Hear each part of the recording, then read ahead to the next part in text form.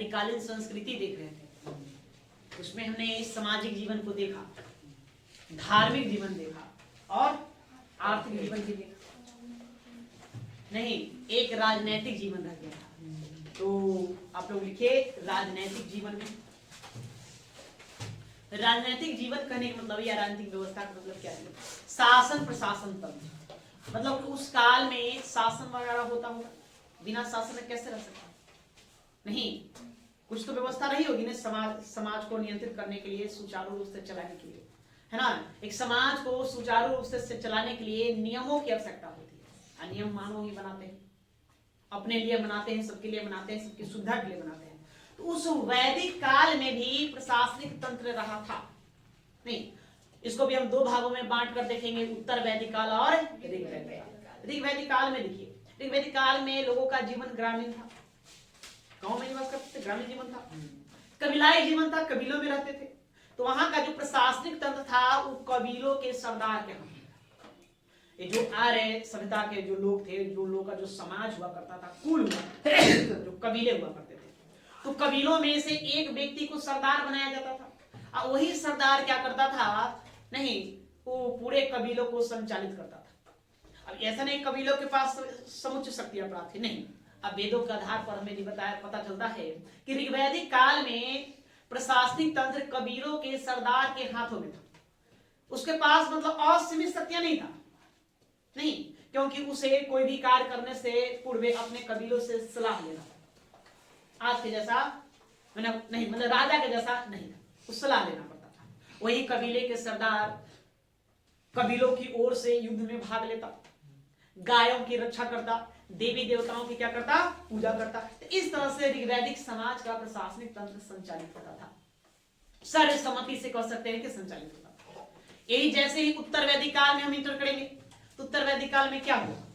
लोहे का उपयोग प्रचुर मात्रा में होने लगा, बड़े स्तर पर होने लगा। लोहे के तकनीक ने ना ग्रामीण जीवन को एक तरह से शहरी जीवन में परिवर्तित करना शुरू कर दिया। जहां लोग कबीलाई जीवन जीते थे, अब अस्थायी रूप से रहने लगे। जब अस्थायी रूप से रहने लगे तो एक बहुत बड़ा जन समुदाय एक जगह एकत्र होने लगा। अब इसी काल में राजा और प्रजा का भेद स्पष्ट। राजा प्रजा कहते हैं कि राजा होता था, बाकी अन्य लोग प्रजा होते थे। तो राजा प्रजा का भेद जो था वो पहली बार स्पष्ट आपको उत्तर वैदिक काल में देखने को मिलेगा। यहां से प्रारंभ होगा राजा प्रजा। पुरोहितों ने राजा के ऊपर दैत्य का आरोपण कर दिया। अब राजा पहले वाला नहीं रहा, उसको उसके ऊपर है ना देवत्व का आरोपण कर दिया गया। उन्हें पुरोहितों ने, ब्राह्मणों ने इस तरह से दिखाया कि राजा जो है पृथ्वी पर ईश्वर का स्वरूप। उसके द्वारा कहा गया हर बात वो क्या है? सत्य है, सही है। जो कहता है वो सही कहता है, जो करता है सही करता है, उचित करता है। मतलब इस तरह की बातें यहाँ पर होने लगी। पहले लोग ऋग्वैदिक काल में लोग अपने सरदार से मिलने जाते थे, मतलब वहां राजा से मिलने जाते थे, तो उसके लिए एक उपहार स्वरूप कुछ ले जाते थे, उसको बलि कहता था। तो वो अपनी इच्छा अनुसार था। यही आप उत्तर वैदिक काल में आएंगे तो उस बलि को अनिवार्य कर दिया गया। अब जो भी राजा से मिलने जाएगा वो अनिवार्य रूप से कुछ न कुछ लेकर जाएगा, अर्थात वही आगे चल के कर का रूप धारण कर लेगा, टैक्स।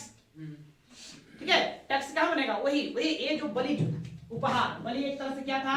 उपहार, गिफ्ट, तोहफा। कैसे हम बड़े हैं, अपने छोटे से या बड़ों से मिलने जाते हैं तो कुछ लेकर जाते हैं, तो जबरदस्ती थोड़ी ना होती है, इच्छा अनुसार होती है। तो यह ऋग्वैदिक काल में इच्छा अनुसार था। इच्छा है तो आप लेके जाइए, नहीं तो नहीं जाइए।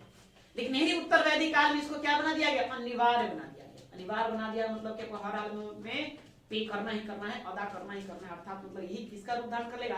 टैक्स का रूप धारण।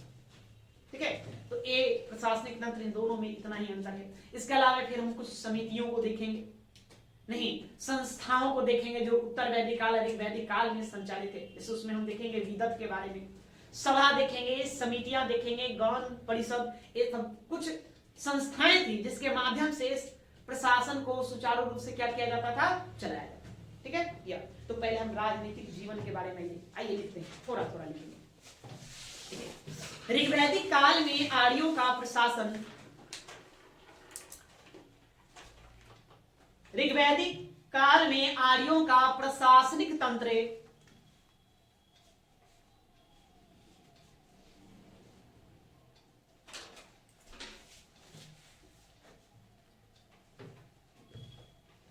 ऋग्वैदिक वैदिक काल में आर्यों का प्रशासनिक तंत्र कबीलों के सरदार, कबीलों के सरदार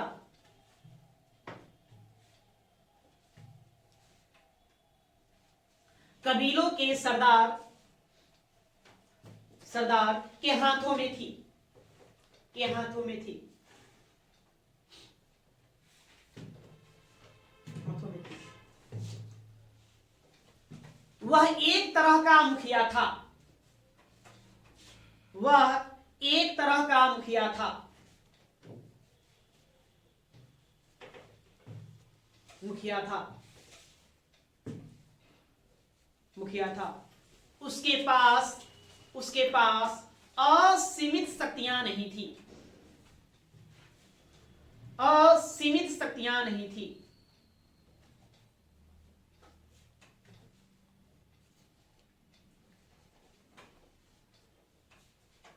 शक्तियां नहीं थी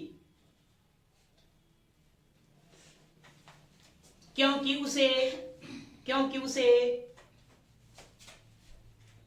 उसे कबीलों से सलाह लेना पड़ता था, क्योंकि उसे कबीलों से सलाह लेना पड़ता था।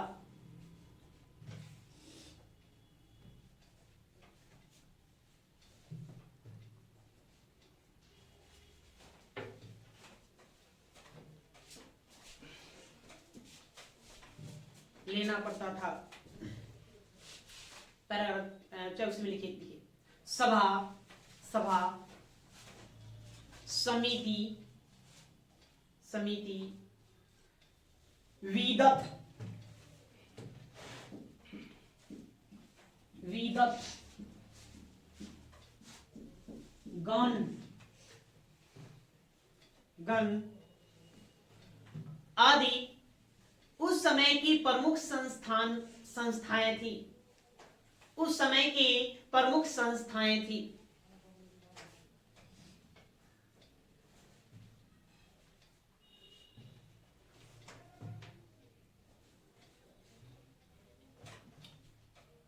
संस्थाएं थी। समिति को आम सभा कहा जाता था, समिति को आम सभा कहा जाता था।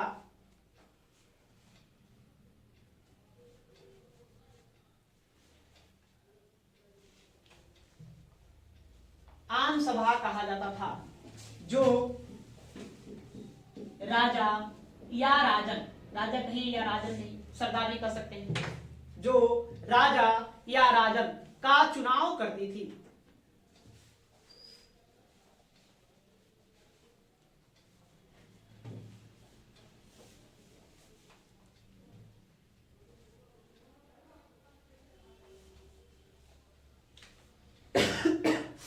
राजा, राजा कबीलों के पशुधन, पशुधन, राजा कबीलों के पशुधन की रक्षा करता, की रक्षा करता। कबीलों की ओर से युद्ध में भाग लेता,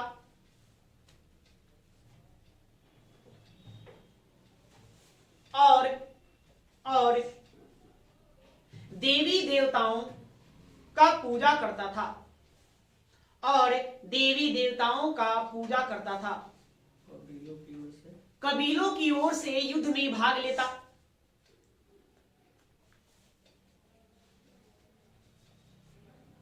कबीलों की ओर से युद्ध में भाग लेता, और देवी देवताओं की पूजा करता था, पूजा करता था। ठीक है, तो एक सरदार जो था या राजा होता, उसका एक दायित्व होता, एक काम होता। अब ये उत्तर वैदिक काल में हम चलेंगे, वहां आ जाएंगे।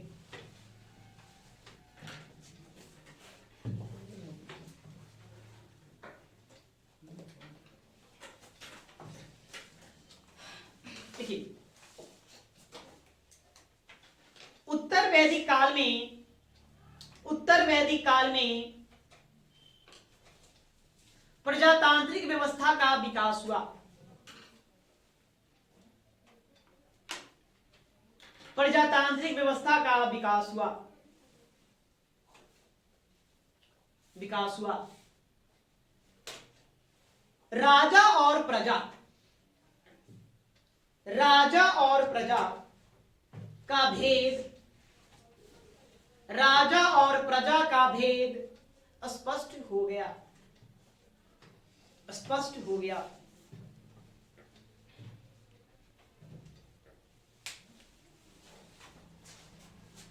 अब राजा की हैसियतें, अब राजा की हैसियतें पहले जैसा नहीं रहा।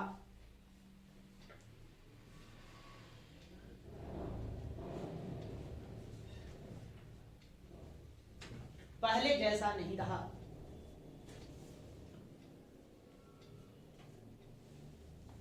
पहले जैसा नहीं रहा। पुरोहितों ने पुरोहितों ने पुरोहितों ने राजा के ऊपर देवत्व देवत्व देवत्व का आरोपण किया, मतलब से ईश्वर के संतुल बना दिया। अब राजा के हैसियत पहले जैसा नहीं रहा। अब राजा की हैसियत पहले जैसा नहीं रहा। पुरोहितों ने राजा पर या राजा के ऊपर देवत्व का आरोपण किया।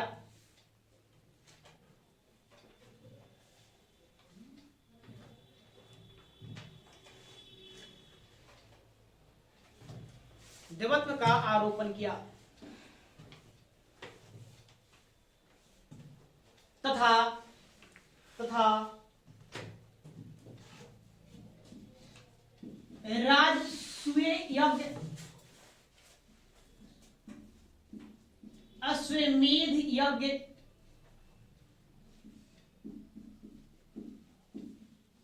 वाजपेयी यज्ञ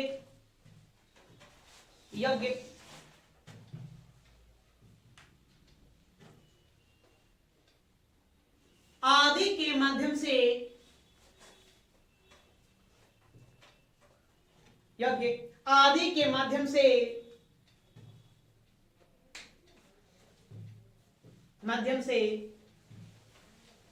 उसके शक्तियों में वृद्धि किया। उसके शक्तियों में वृद्धि किया।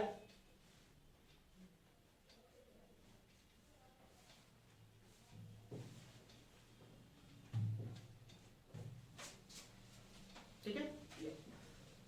तो उत्तर वैदिक काल में ये बात है, मतलब राजा प्रजा आपको मूलतः स्पष्ट स्वरूप कहां देखने को मिलेगा? प्रश्न पूछा गया है कि राजा प्रजा का स्पष्ट स्वरूप कहां देखने को मिलता है, तो पहली बार कहां देखने को मिलेगा? उत्तर वैदिक काल में देखने को मिलेगा। ध्यान में रखना है। इसी उत्तर वैदिक काल में और क्या, जो जन थे, छोटे छोटे जो कबीले थे, जन थे, जन समुदाय थे, अब उन छोटे छोटे जनों को मिलाकर बड़ा जन बना। वही जन आगे चलकर क्या बना?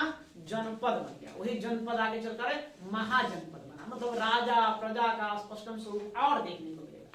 ठीक है। और लिखिए, थोड़ा सवाल जोड़ेंगे उसमें। अनेक छोटे जन बड़े जनों में मिला लिए गए। बड़े जनों में मिला लिए गए।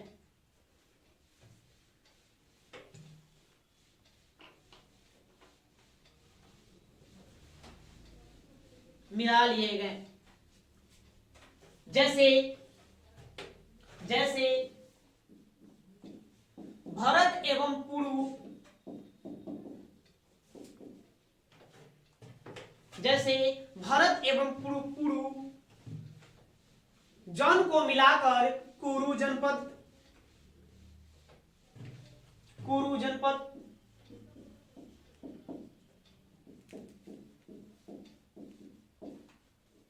क्रीवी एवं तुवर से जन को मिलाकर क्रीवी एवं तुवर से जन को मिलाकर पंचाल जनपद। पंचाल सबके बारे में हम पढ़ेंगे आगे चल के। कुरु, पंचाल, ये सब क्या है? पंचाल जनपद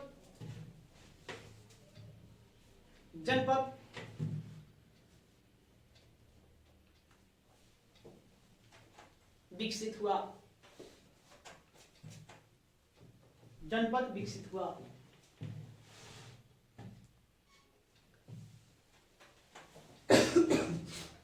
शतपथ ब्राह्मण में, शतपथ ब्राह्मण ग्रंथ में, हाँ लिखिए, शतपथ ब्राह्मण ग्रंथ में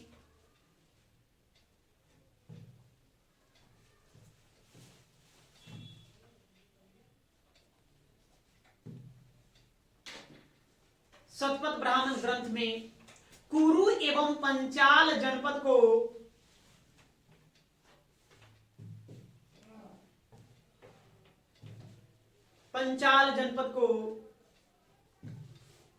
वैदिक सभ्यता का सर्वश्रेष्ठ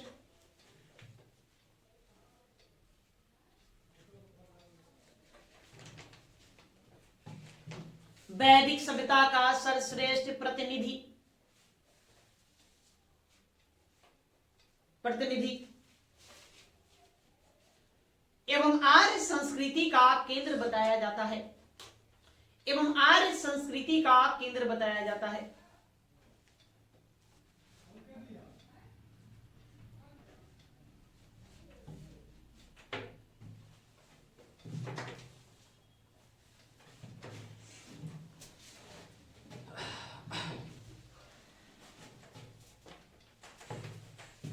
अब आप उसी में जोड़ेंगे प्रशासनिक इकाई, प्रशासनिक इकाई।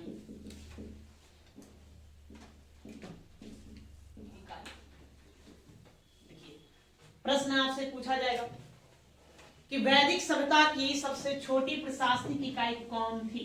ये प्रश्न कई बार आया। देखिए सबसे छोटी इकाई थी कुल, कई सारे कुल मिलकर के ग्राम बने। क्या बने? ग्राम। कई सारे ग्राम मिलकर 20 बना, कई सारे 20 मिलकर के जन बना, कई जनों को मिलाकर के हम क्या बना दिए? जनपद बना दिए। यही जनपद आगे चल करके और महाजनपद बन जाएगा। इसके बाद हम अगला चैप्टर ही पढ़ेंगे महाजनपद का। तो हम देखेंगे कुल मतलब कि कुल क्या था? कबीलों का एक दल जो एक ही कुल, एक ही गोत्र से संबंधित थे। एक कह सकते मतलब एक तरह से कहिएगा ये परिवार। कई परिवार जब एक जगह इकट्ठा होते हैं तो क्या बना? गांव बना। अब कई गांवों को मिला करके हम क्या बनाते हैं? 20 बनाते हैं। जैसे अभी देखते हैं कई गांवों को मिलाकर हम पंचायत बना देते हैं, कई पंचायतों को मिला करके हम अंचल बनाते हैं, कई अंचल मिला करके उप जिला बनता है, कई उप जिले मिलकर क्या बनते हैं? जिला बनता है। कई जिलों को मिला देंगे तो फिर क्या बन जाएगा? राज्य बन जाएगा। तो उसी प्रकार से प्रशासनिक इकाई था। एक कबीलों का एक समूह हुआ, उसको हम कुल कहें। कई कबीलों का कुल एक ही जगह इकट्ठा होकर रहने लगा तो क्या बन गया? गांव बन गया।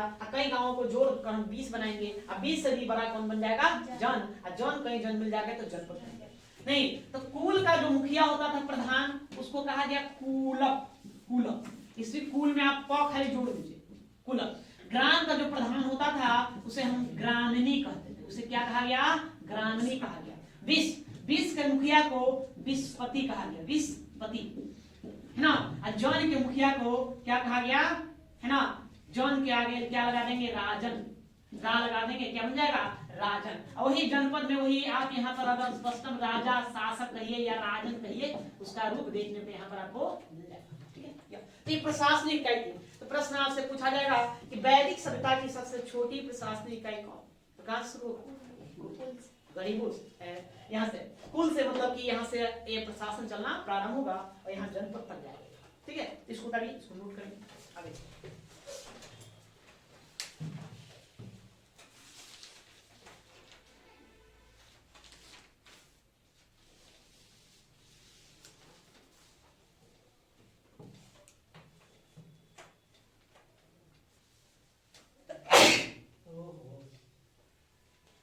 ऋग्वैदिक और उत्तर वैदिक दोनों में यही था। हाँ, ऋग्वैदिक और उत्तर वैदिक दोनों में ही है, लेकिन उत्तर वैदिक हम जाएंगे तो कुल अब रहेगा कहाँ? कुल समाप्त हो जाएगा। कबीलाई जीवन तो क्या हो गया? समाप्त हो गया ना। तो ग्राम से वो प्रारंभ होगा, ग्राम से शुरू होगा वहां।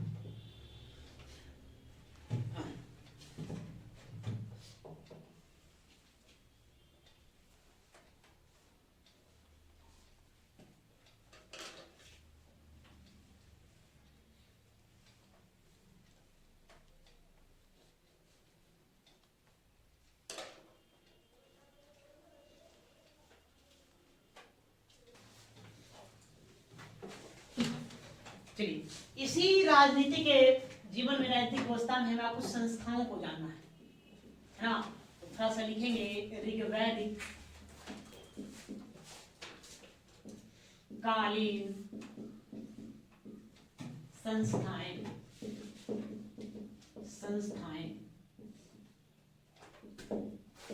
ओके, इसमें हम क्या क्या जानेंगे? इसमें एक हम जानेंगे विदत के बारे में, विदत। उसके बाद हम सभा, समिति, गण, परिषद, परिषद। ठीक है, देखिए यहाँ बात, पहले बात को समझेंगे आप। या तो ऋग्वेद, वैदिक कालीन है ना, ऋग्वेद में इस 5 प्रकार की संस्थाओं का जिक्र किया गया है जो प्रशासन को सुचारू रूप से संचालित करने के काम में आते थे। ऐसा देखा जाए, यहाँ से प्रश्न आपका क्या पूछेगा? तो प्रश्न बड़ा ही सिंपल सा प्रश्न है। यहाँ पूरा इसमें से आपको मूलतः 3 प्रश्न को ध्यान में रखना है जो अक्सर एग्जाम में देखने को मिलता है। पहला एक विदत के बारे में पूछा जाता है ना, कि सबसे प्रमुख संस्था कौन थी? तो सबसे प्रमुख संस्था विदत थी। अब प्राचीन संस्था कौन थी? तो कौन थी? विदत थी। क्यों? क्योंकि बताया जाता है इसका उल्लेख 122 बार मिलता है। ऋग्वेद में विदत का उल्लेख कितनी बार मिलता है? 122 बार मिलने के कारण हम लोग विदत को क्या कहते हैं कि ऋग्वेद का या वैदिक सभ्यता का सबसे महत्वपूर्ण और सबसे प्राचीन जो संस्था थी उसका क्या नाम था? विदत। या सभा, सभा इसका उल्लेख 8 बार मिलेगा, समिति का उल्लेख 9 बार। नहीं, यहां से एक प्रश्न ध्यान में रखना, 2 प्रश्न ध्यान में रखिए। पहला बात प्रश्न की वैदिक सभ्यता का सबसे प्राचीन संस्था कौन? तो विदत। विदत का उल्लेख ऋग्वेद में कितनी बार मिलेगा? तो 22 बार, 122 बात समझे? इसलिए सबसे महत्वपूर्ण इसको हम कहेंगे।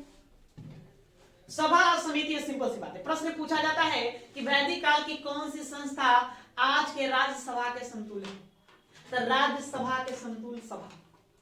वैदिक काल की कौन सी संस्था की तुलना वर्तमान की लोकसभा से की जाती है? तो लोकसभा कौन थी? यह समिति थी। कैसे आप देखते हैं, लोकसभा राज्यसभा 2 सदन है, संसद में 2 सदन है। या तो एक सभा, इसको हम राज्यसभा से तुलना करते हैं, और समिति को हम तुलना किससे करते हैं? लोकसभा से तुलना करते हैं। तो बस इतना ही काफी है वनडे एग्जाम, बस इतनी बातें ध्यान रखें। फिर ऊपर है तो थोड़ा थोड़ा हम आउट डालेंगे।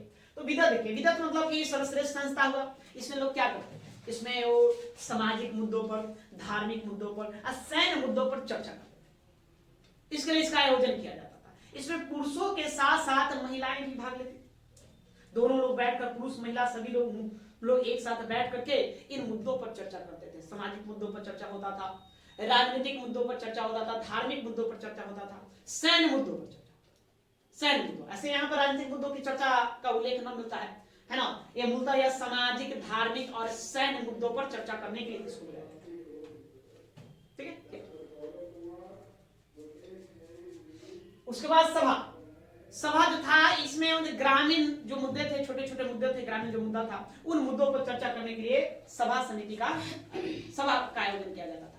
इसमें पुरुष और महिलाएं दोनों लोग भाग लेते थे। लेकिन ये उत्तर वैदिक काल में देखेंगे तो सभा में महिलाओं को भाग लेने से वंचित कर दिया, इसको रोक दिया गया। समिति, समिति ये भी एक महत्वपूर्ण संस्था थी। राजा का चुनाव, ऋग्वैदिक काल में जो कबीले का जो सरदार होता था, उस सरदार का या उसको राजा की या मुखिया का चुनाव हम किसके माध्यम से करते थे? समिति के माध्यम से करते थे, है ना। यह आम जनमानस की सभा थी, है ना। जन साधारण जो लोग थे, आम लोग थे, वो इसी समिति में भाग लेते थे और खुलकर अपनी बातों को रखते थे। आज भी आम सभा हम किसको कहते हैं? आम लोगों की सभा, लोकसभा को कहते हैं। इसलिए लोकसभा के समतुल्य किसकी तुलना की जाती है? राज्यसभा की तुलना, राज्यसभा के समतुल्य तुलना किसकी की जाती है? सभा की जाती है। गण एक उसी प्रकार का, गण भी एक प्रकार का संस्था ही था। एक कुलीनों की संस्था थे। मूल रूप से क्षत्रिय और पुरोहित वर्ग के लोग क्या करते थे? इस गण में क्या करते थे? भाग लेते थे, हिस्सा लेते थे और विभिन्न मुद्दों पर अपना चर्चा करते थे। बस समझ गए? या इसी में थोड़ा थोड़ा हमें लिखना है। भाई सबसे पहला लिखते हैं विदत। विदत लिखकर कैसे?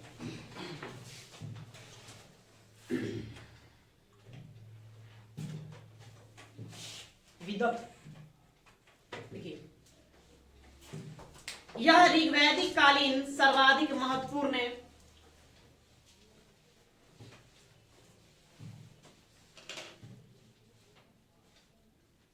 यह ऋग्वैदिक कालीन सर्वाधिक महत्वपूर्ण है सभा थी, सभा थी। यह ऋग्वैदिक कालीन सबसे महत्वपूर्ण सभा थी।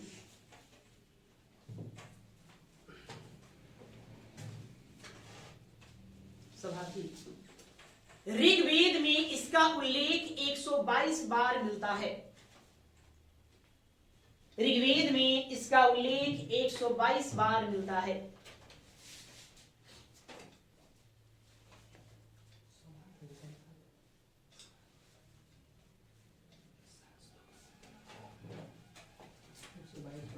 एक सौ 122 बार मिलता है।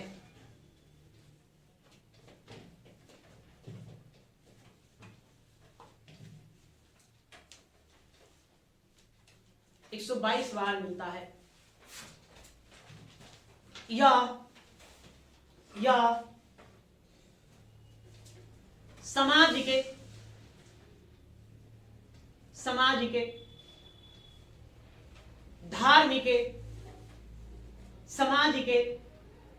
धार्मिक कॉमा लेके लिखेंगे, सामाजिक, धार्मिक और सैन्य मुद्दों पर चर्चा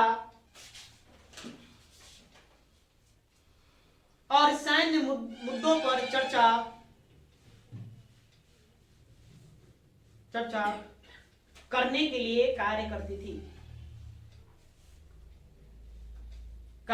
थी।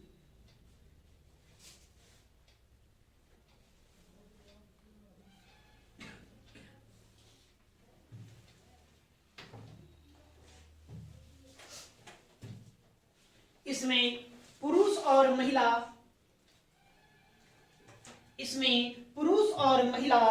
दोनों वर्ग के लोग भाग लेते थे। इसमें पुरुष और महिला दोनों वर्ग के लोग भाग लेते थे। वर्ग के लोग भाग लेते थे।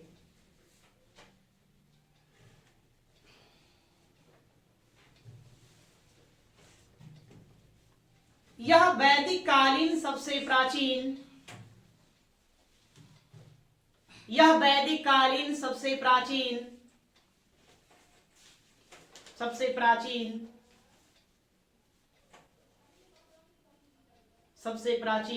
संस्था मानी जाती है।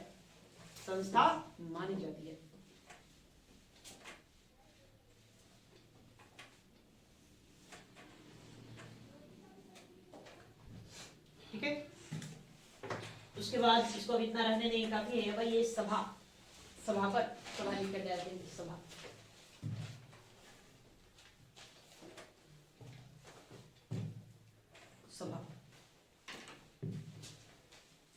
उसमें आप लोग अंडरलाइन कर देंगे दो बातें कि वो सबसे प्राचीन संस्था, और दूसरा इसका उल्लेख कितनी बार है? 122 बार। हाँ, 122 को अंडरलाइन करिए और सबसे प्राचीन संस्था है उसको अंडरलाइन करिए।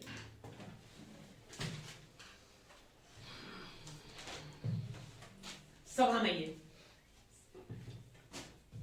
ऋग्वेद में इसका उल्लेख 8 बार किया गया है।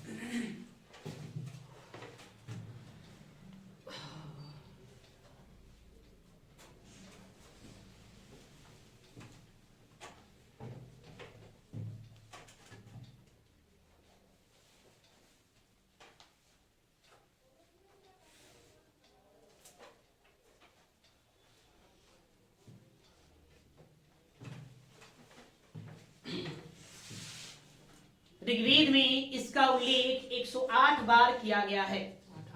Sorry only 8। हाँ ओके मैं मिस्टेक से बोल दिए, कभी खुश होकर ज्यादा बोल देते हैं जी। नहीं घबराओ नहीं, सुधार लेंगे फिर से। कितनी बार? 8 बार। हाँ 108 नहीं, 108 संख्या भी याद रखना आपको। किसके लिए याद रखना है? उपनिषदों की संख्या के लिए याद रखना। नहीं, ऋग्वेद में इसका उल्लेख 8 बार मिलता है। 8 बार किया गया है। इसमें पुरुषों के साथ महिलाएं भी हिस्सा लेती थी। इसमें पुरुषों के साथ महिलाएं भी हिस्सा लेती थी।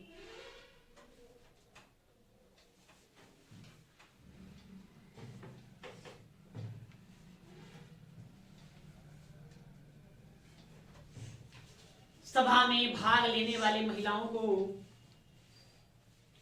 सभा में भाग लेने वाली महिलाओं को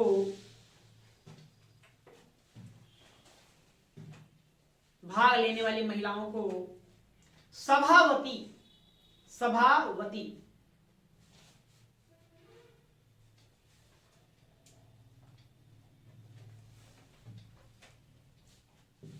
सभापति तथा सभा के प्रधान को, तथा सभा के प्रधान को,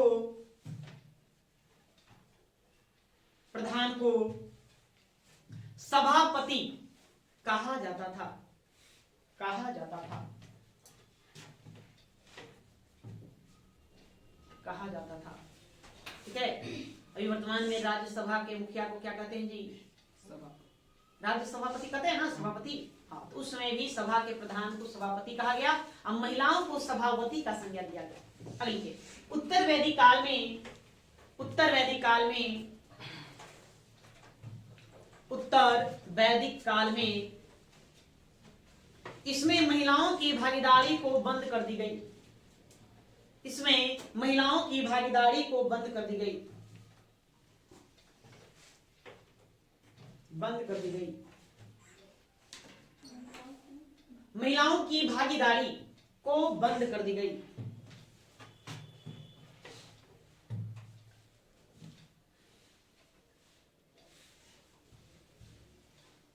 बंद कर दी गई। सभा संसद के रूप में, सभा संसद के रूप में कार्य करती थी।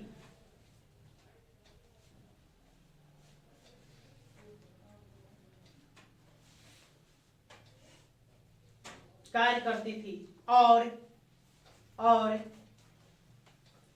वाद विवाद,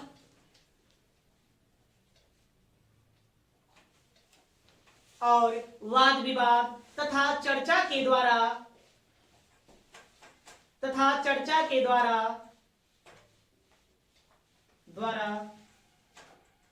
राजकाज निपटाती थी, राजकाज निपटाती थी।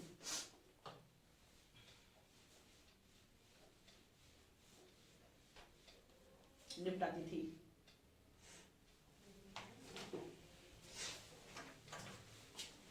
इसमें ग्रामीण मामलों पर, देखिए, इसमें ग्रामीण मामलों पर चर्चा की जाती थी,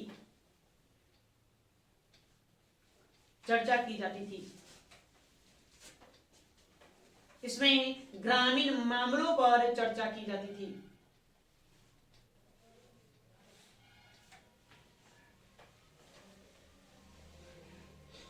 की जाती थी। या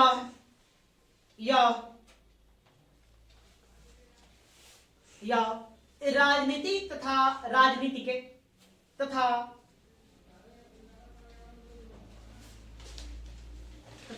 प्रशासनिक मामलों के साथ, प्रशासनिक मामलों के साथ न्यायिक मामलों, न्यायिक मामलों का भी निपटारा करती थी। न्यायिक मामलों का भी निपटारा करती थी।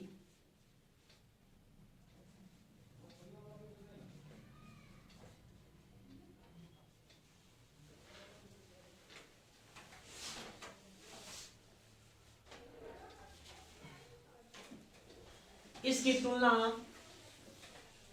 तुलना वर्तमान की राज्यसभा से की जाती है। इसकी तुलना वर्तमान की राज्यसभा से की जाती है। वर्तमान की राज्यसभा से की जाती है।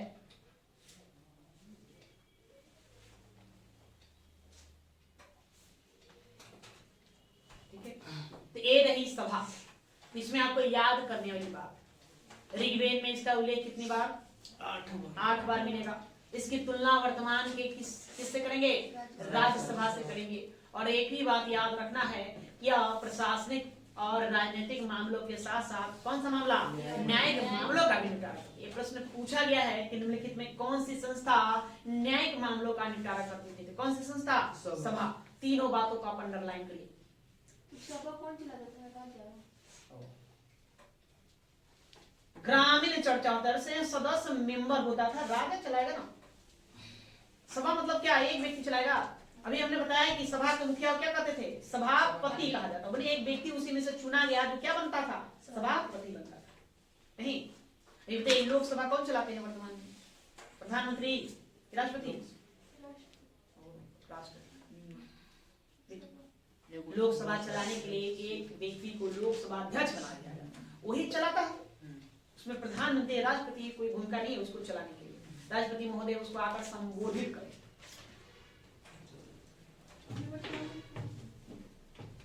ठीक है, हाँ क्या बोली? प्रश्न है तो पूछेंगे। अगले लिखिए समिति,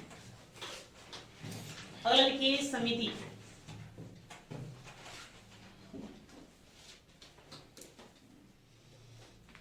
समिति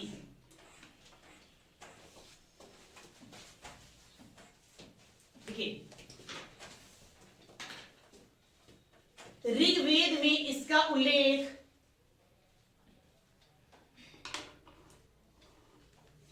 ऋग्वेद में इसका उल्लेख 9 बार मिलता है।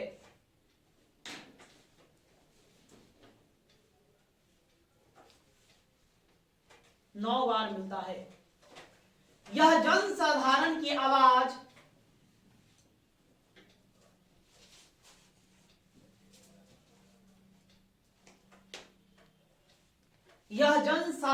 की आवाज अभिव्यक्त करने वाली संस्था थी।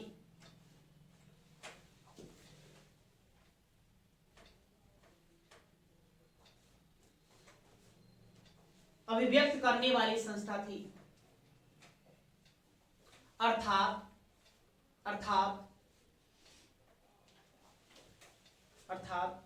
यह आम सभा थी।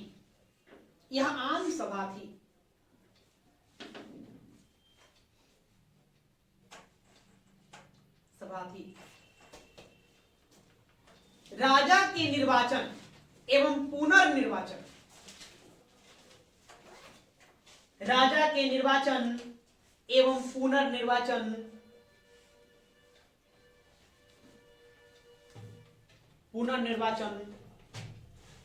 में इसका महत्वपूर्ण योगदान था।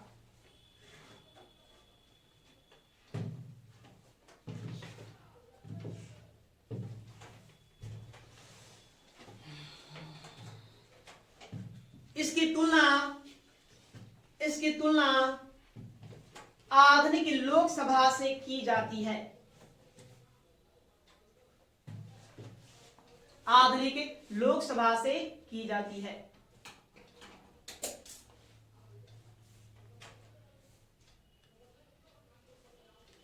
ठीक है, तो समिति से आपको इतनी बातें ध्यान में रखना है, याद करने वाली बातें। इसकी तुलना किससे करेंगे, लोकसभा से करेंगे, तब लोकसभा को अंडरलाइन करेंगे।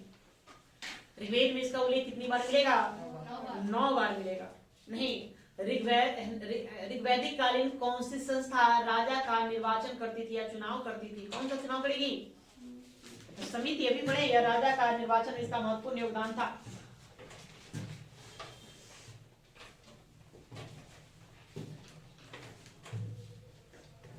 ठीक है, अब देखिए गण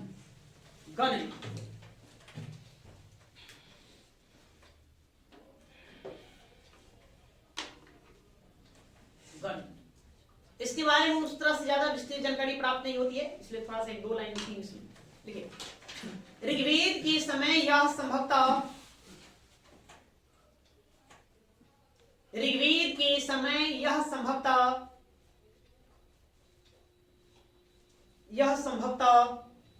एक जनसभा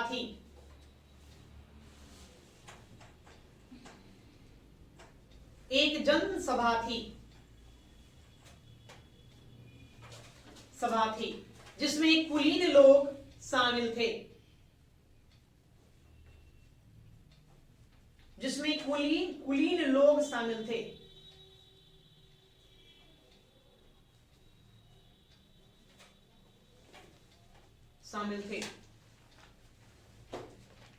इसके मुखिया को गणपति कहा जाता था।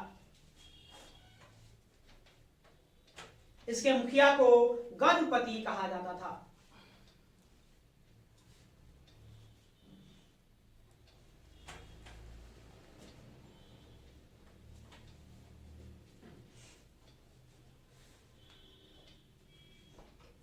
ठीक है, अब नेक्स्ट परिषद। परिषद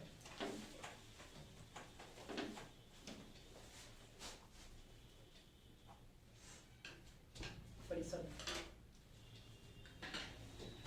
देखिए, प्रारंभ में परिषद एक जनजातीय सैन्य सभा, प्रारंभ में परिषद एक जनजातीय सैन्य सभा प्रतीत होती है। सैन्य सभा। हाँ, सैन्य सभा मतलब सैनिकों का यह सभा था। जनजातीय सैन्य, सैन्य मतलब सैनिक, सैन्य सभा प्रतीत होती है।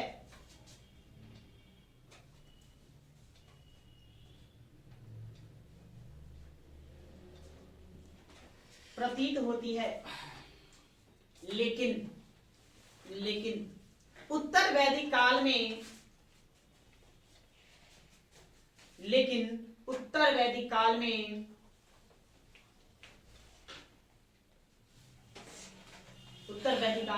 यह एक शाही परिषद जैसा प्रतीत होता है।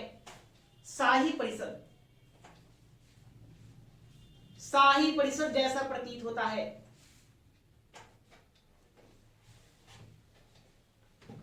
जिसमें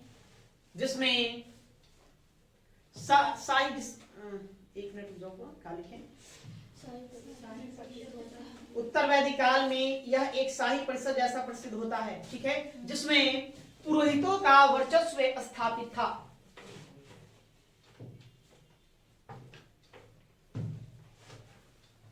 पुरोहितों का वर्चस्व स्थापित था।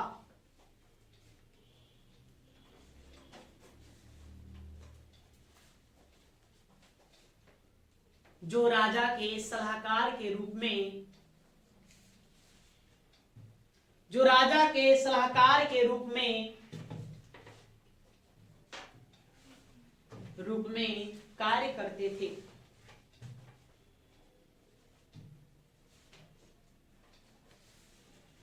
ठीक है, देव की परिषद। तो मूलतः आपको ध्यान में तीनों को रखना है, विदा, सभा, समिति। प्रश्न आपको यही तीनों जगह से बनेगा और ज्यादा विशेष प्रश्न यहां से बनता नहीं। ठीक है, अब एक हो गया समाप्त, तो हम सब पढ़ लिए। अब हमें संस्कारों का अध्ययन करना है। 16 संस्कार थे, उसको देखेंगे। अब हम उत्तरोत्तर जो है ना वैदिक काल का बाद, मतलब उत्तर वैदिक काल के बाद जो भी साहित्यों की रचना की गई है, उन साहित्यों के आधार पर अध्ययन करना है। एक चीज और आ गया था यज्ञ, हम यज्ञ का भी अध्ययन करेंगे। कितने प्रकार के यज्ञ होते थे उत्तर वैदिक काल में, उसको देखेंगे। उसके बाद 16 संस्कार थे, उसको देखेंगे। उसके बाद 3 बचा हुआ है वेदांग, वेदांग का अध्ययन करेंगे। ये सब सारा चीज का अध्ययन करेंगे। तो ये सब अगले क्लास में, एक क्लास आ रहेगा या समाप्त होगा। ठीक है, इतने ही रहने देते हैं आज। आप थक गए हैं जी।